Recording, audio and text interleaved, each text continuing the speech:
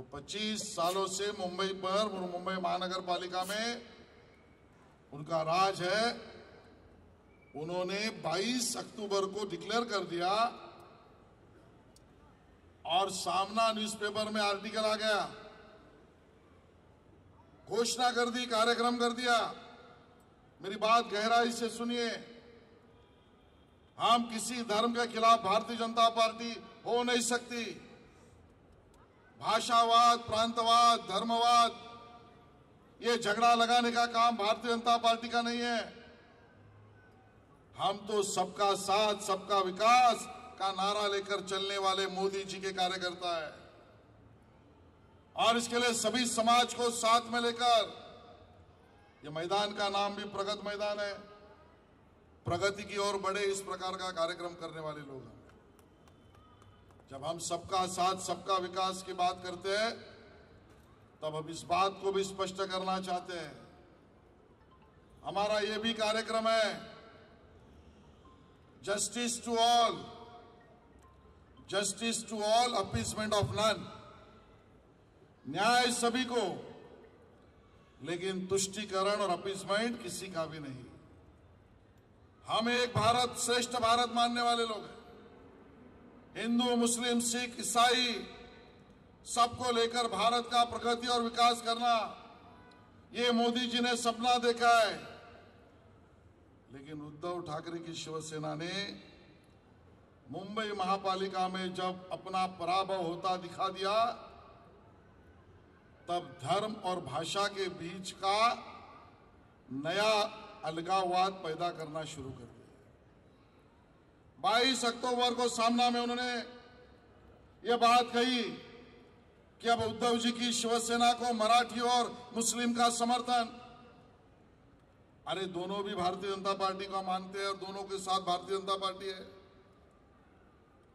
लेकिन मैं सोच रहा था, ये मराठी मुस्लिम नया कॉम्बिनेशन लेकर अचानक उद्धव ठाकरे जी क्यों आगे बढ़ रहे हैं?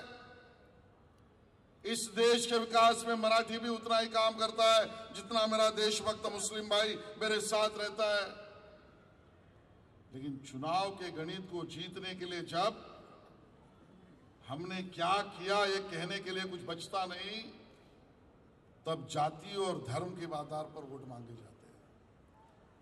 उद्धव जी ने वोट मांगने थे तो हमारा आह्वान था, वोट मांगते।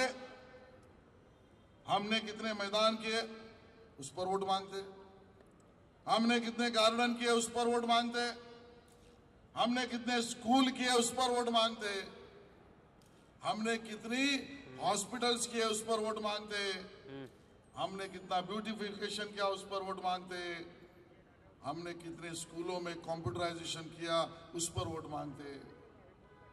लेकिन उद्धव जी की शिवसेना इस पर वोट मांगने के लिए तैयार नहीं। वजह आपको स्पष्ट कर दूं, क्योंकि 25 सालों में ये इसमें से उन्होंने कुछ नहीं किया। हर टेंडर में टक्का और पैसा लेने का काम किया, और अब जब चुनाव सामने आया तो वोट किस बात पर मांगेंगे? तब मराठी भाइयों को फंसाना और मुस्लिम भाई बहनों को एक तरीके से झूठ बोलना, इस आधार पर वोट मांगा जा रहा है। मराठी मुस्लिम कोकणात पण आहेत अमित, तुमच्या माझ्या कोकणात मराठी मुस्लिम देशमुख, सावंत, पवार या नावाने आहेत, पण त्या आमच्या कोकणातल्या मराठी मुस्लिम बांधवांनी मराठीती बोलतात, ग्रामदेवतेलाही जातात, गावच्या जत्रेलाही जातात, ते स्वतःची वेगळी ओळख कधी मागतच नाही। हमारे मराठी मुस्लिम भाइयों ने अलग पहचान कभी मांगी नहीं। इस मिट्टी से प्रेम कर इस मिट्टी के साथ अपनी भाषा बोलते रहे। जब हमारे मराठी मुस्लिम भाई अलग पहचान नहीं मांगते, तो उद्धव जी आप अलगाव की बात क्यों कर रहे हो? ये मराठी मुस्लिम की बात अलग तरीके से क्यों कर रहे हो? सिर्फ वोट की राजनीति के लिए ये तुष्टीकरण हो रहा है। मराठी को फंसाना, मुस्लिम भाई बहनों को बहकाना, ये दोनों बात उद्धव जी सिर्फ वोट के लिए कर रहे हैं, ये आपके सामने बताना आवश्यक है। और उस बात को लेकर हम आए। आप में से कुछ लोग ये पूछ सकते हैं कि भाई मराठी मुस्लिम कहा तो क्या गलत कहा? इसमें अलगाववाद, तुष्टीकरण, अपीसमेंट है, ये गलत बात है। 2.5 साल मुख्यमंत्री थे उद्धव जी।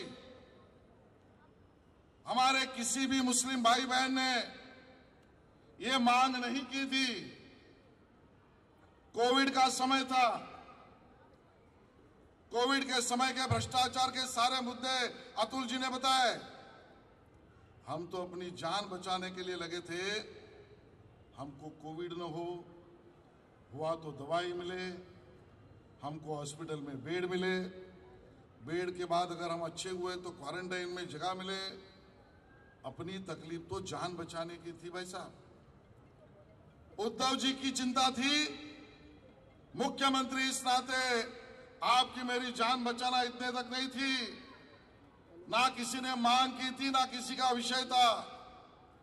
जब आप और मैं अपने जीवन और जीवन की चिंता कर रहे थे, तब उद्धव जी की शिवसेना यहां पर याकूब मेमन की कब्र सजाने का काम कर रही थी। कब्र सजाने। कौन याकूब मेमन? जो बॉम्ब ब्लास्ट का आरोपी। 12 जगह पर बॉम्ब ब्लास्ट करने के बाद सैकड़ों लोगों की जान ली। निचले कोर्ट ने फांसी दी, हाई कोर्ट ने कंफर्म की, सुप्रीम कोर्ट ने एग्जीक्यूट करने के लिए कहा, उसको फांसी दी। उस आरोपी की कब्र को सजाने के लिए पैसा और समय उद्धव जी आपके पास था। क्यों? सिर्फ वोट की राजनीति के लिए? आप में से कोई पूछ सकता है ये तो पुरानी बात है। उस पार्टी का अगला कार्यक्रम ये मराठी और मुस्लिम भाइयों को बहकाने के लिए किया, इसका पुरावा क्या है? अतुल जी, उद्धव जी के पास आजकल नई चांडाल चौकटी है। उसमें से एक को आज मैंने शुभकामनाएं दी। यूट्यूब चैनल खोल रहा है निखिल वागड़े और उसके सहकारी। एक हफ्ता नहीं हुआ, 22 अक्टूबर को ये न्यूज आने के बाद 7 दिन में निखिल वागड़े और उनके लोगों ने कार्यक्रम शुरू किया। उद्धव ठाकरे जी को मुंबई महापालिका को जीतना है तो आसान तरीका निकल आया। मुंबई में 227 वार्ड और 227 वार्ड में हर वार्ड में मराठी वोटर कितने, मुस्लिम वोटर कितने, मराठी प्लस मुस्लिम। उद्धव ठाकरे की जीत, 150 वार्ड में जीत।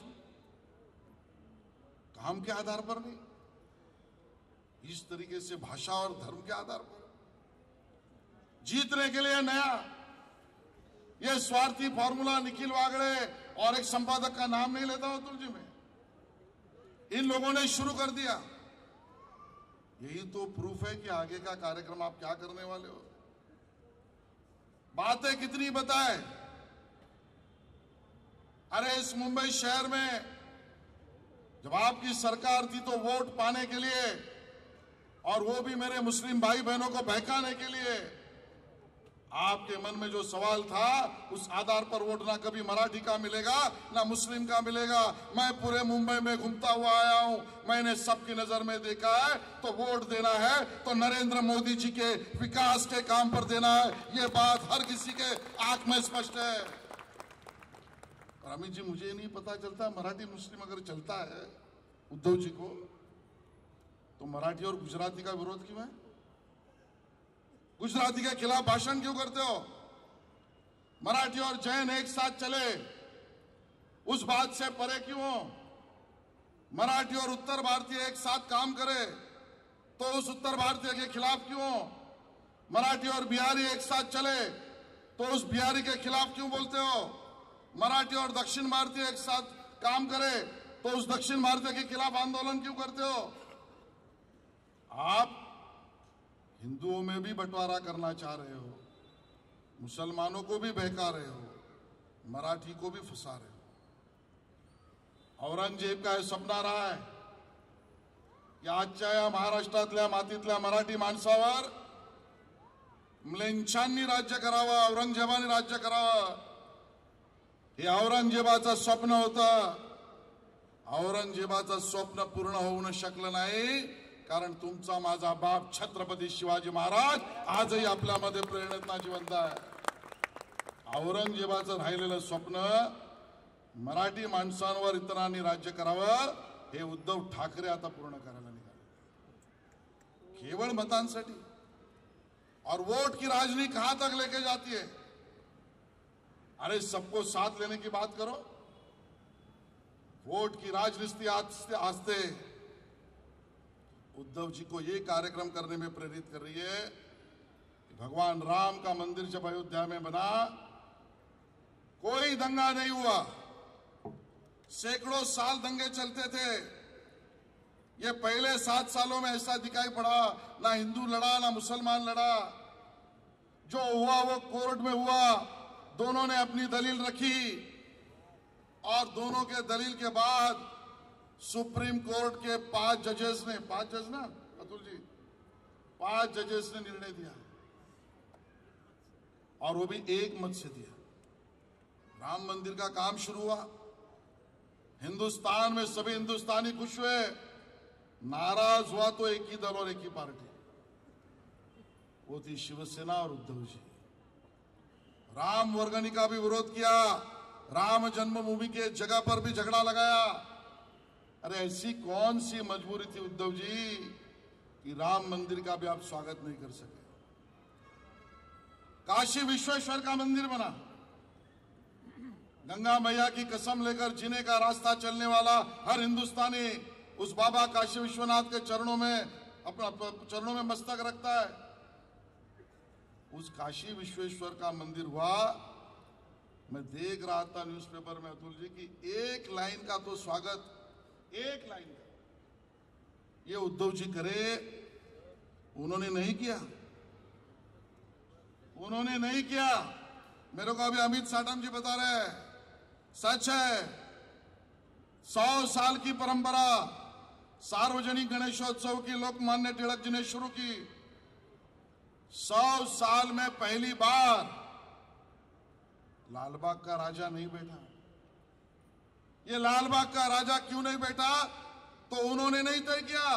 तत्कालीन मुख्यमंत्री उद्धव जी ने कहा कि इस साल न करो, हम ये समझते भाई कम करो, ऊंचाई कम रखो, भीड़ मत करो, सार्वजनिक कार्यक्रम मत करो, गणपति ही मत करो। अरे जो अकबरुद्दीन ओवैसी ने नहीं किया वो उद्धव जी ने करके दिखाया। और लालबाग का राजा का भी विरोध किया। उज्जैन में महाकाल का मंदिर बना, उस उज्जैन के महाकाल के मंदिर का प्रांगण देखकर हर कोई खुश, एक ही नाराज। फिर मैंने देखा सामना में कुछ आ रहा है क्या? नहीं, काशी विश्वेश्वर का छोड़ो, उज्जैन के महाकाल का भी स्वागत नहीं किया। सितंबर में, इस महीने में PA5 पर बयान हुआ, PA5 वर बयान झाला। कोण PA5? ज्यांचं देशाला सार्वभौमत्वाला ज्यांनी धोका दिलाय, सिरिया, अफगाणिस्तान, पाकिस्तान मध्ये ज्यांचे लागे बांधे आहेत त्या PA5 ला अमित शाह नावाचा देशातला गृहमंत्री असा पैदा झाला। त्यांनी एका झटक्यामध्ये छापे टाकले। 106 लोक एका दिवशी आणि 227 लोक दुसऱ्या दिवशी अरेस्ट केलं। 5 वर्षाची PA5 वर बंदी घातली। PA5 का बंदीला सुद्धा उद्धवजी स्वागत करायला तयार नाही।